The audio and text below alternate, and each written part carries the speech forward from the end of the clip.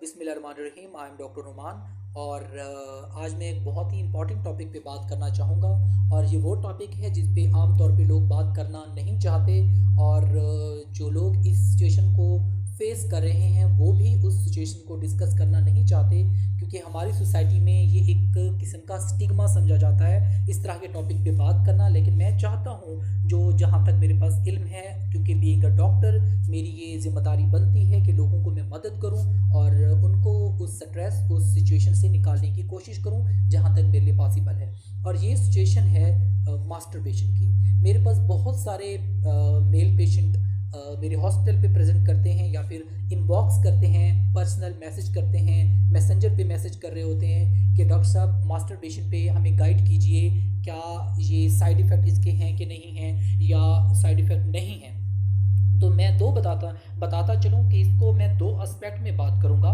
एक scientific aspect है और दूसरा इसका हमारा रिलीजियस इस्लामिक एस्पेक्ट है। तो साइंटिफिक इफेक्ट की अगर एस्पेक्ट की अगर मैं बात करूं तो साइंटिफिक एस्पेक्ट से इसके किसी किस्म के साइड इफ़ेक्ट नहीं मिले। लेकिन आप जब मास्टरबेट कर रहे होते हैं तो आप एक किस्म के स्ट्रेस से गुजरते हैं। आपके जहन पे प्रेशर पड़ता है, एक स्ट्रेस होता है जिसकी वजह से आपका हार्मोनल इम्बैलेंस हो जाता है और आपके स्पर्म काउंट डिक्रीज हो सकते हैं।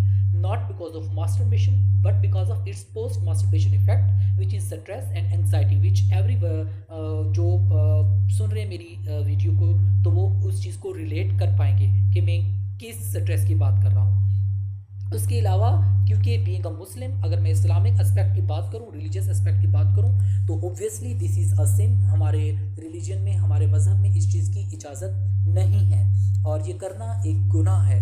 और जाहिर सी बात है, अब हमारे पास एक ये स्ट्रेस भी आता है कि जब हम खुदा ना खास्ता मास्टरबेट करते हैं तो हमारे पास एक रिलीजियस एस्पेक्ट का भी स्ट्रेस आता है कि हमने गलत किया है। तो this also results into anxiety which causes the hormonal imbalance and which decreases the sperm count. तो this could be the side effect, otherwise there is no any kind of scientific effect.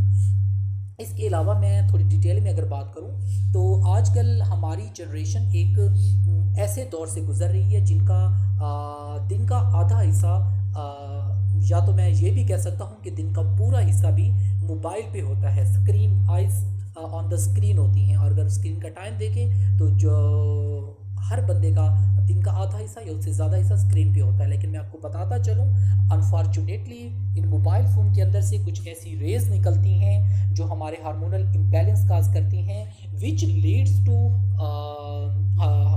Decrease in the sperm count, result into the